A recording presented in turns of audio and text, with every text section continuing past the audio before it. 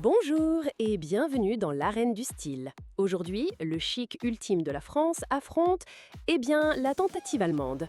Oh, admirez cette première création française, ce perlage violet, vert et or, c'est de la poésie pure, c'est une robe de déesse, tout en finesse. Alors, de la poésie, on dirait une tapisserie trop chargée. En Allemagne, nous créons des armures de déesses. Regardez cette structure, ces épaules ailées, c'est une déclaration de puissance. C'est une valkyrie moderne. Ta robe est juste confuse. Confuse? C'est de l'artisanat. En France, nous comprenons la subtilité. Vos ailes sont agressives. On dirait qu'elle va s'envoler et attaquer quelqu'un. Nos manches papillons sont légères, aériennes.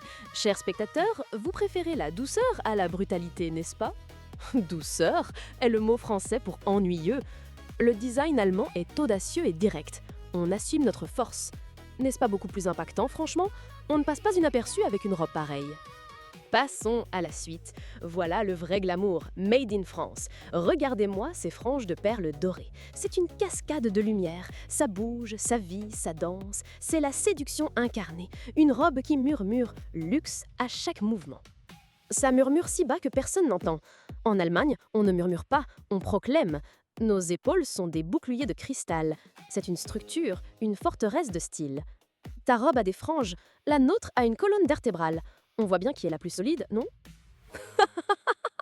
Une forteresse, c'est tellement froid et rigide. La mode française, c'est la fluidité, la joie de vivre. Qui veut porter une armure à une fête? Nos franges invitent à la danse, les tiennes invitent à rester au garde à vous. Ah, mais qu'est-ce que je vois? Tu nous montres notre robe à elle. Tu vois, le design allemand est si puissant que même la France essaye de le copier. C'est un bel hommage, mais l'original reste le meilleur. Le copier? Jamais. L'améliorer autant plus. Mais parlons de ça. C'est quoi cette chose? Ce ventilateur de papier géant sur l'épaule.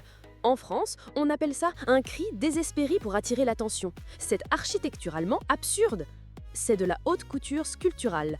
Le design allemand repousse les limites. C'est une œuvre d'art portable, parfaite pour une galerie à Berlin, pas pour une vieille brasserie parisienne. Avoue que tu n'as jamais rien vu de tel.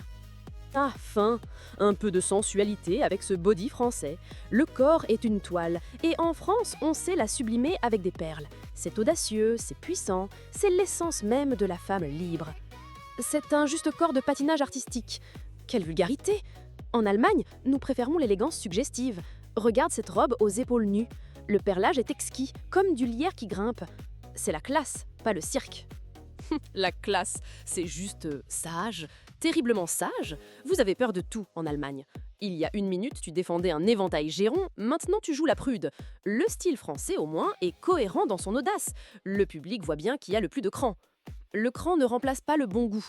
Et en parlant de goût, de l'or et de l'argent, ensemble, c'est une catastrophe. Le design allemand est pur, de l'argent céleste, avec cette épaule plume divine. C'est iconique. Les règles sont pour ceux qui manquent d'imagination. La mode française est révolutionnaire. Et ton épaule plume, on dirait un pauvre pigeon déplumé. Regarde plutôt cette robe bustier française, la perfection absolue. C'est la définition du glamour hollywoodien. Hollywood en 1990 peut-être, c'est tellement attendu. Zéro surprise, zéro risque.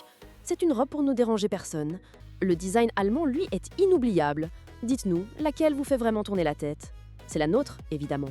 Tu ne comprends rien à l'intemporalité, mais regarde ça. Cette robe vert d'eau, une pure merveille française. Et ce nœud sculptural, c'est fantasque, c'est dramatique, c'est une déclaration de mode, c'est de la joie pure. C'est un papier cadeau. C'est un costume, ce n'est pas une robe. C'est trop de... La robe allemande, avec cette manche unique à franges perlées, ça c'est une texture intéressante. C'est de l'art, pas un bricolage. Et maintenant, tu montres notre robe à nœuds? Tu vois, au fond de toi, tu rêves de la fantaisie française. Tu ne sais juste pas comment l'assumer. C'est trop de personnalité pour toi. Oh, n'importe quoi. Passons aux choses sérieuses, le vrai luxe allemand. Cette robe à col montant et son drapé de satin, c'est d'une élégance absolue. Pas besoin de feu d'artifice quand la coupe est parfaite. Un drapé, c'est une couverture de survie. Et c'est quoi ce col? On dirait qu'elle a passé la tête dans un chou géant. C'est grotesque. En France, un col montant est romantique, pas ridicule.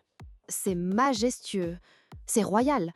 Le design allemand a de la prestance. Il met en valeur le visage comme un portrait de maître. Votre version est mignonne. La nôtre est une reine. Le public voit bien la différence de statut, j'espère.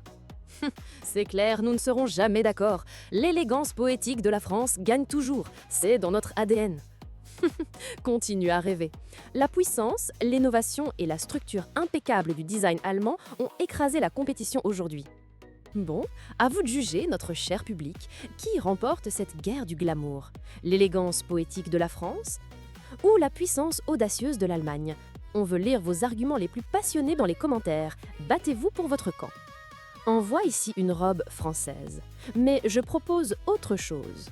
Si vous sentez que votre style personnel a besoin d'une étincelle de chic français, ou de cette force structurée typiquement allemande pour enfin vous imposer, ne cherchez plus. Vous avez besoin de nous. Cliquez sur le lien dans notre description pour réserver votre consultation et laissez-nous révéler la déesse qui est en vous. Au revoir. Auf Wiedersehen.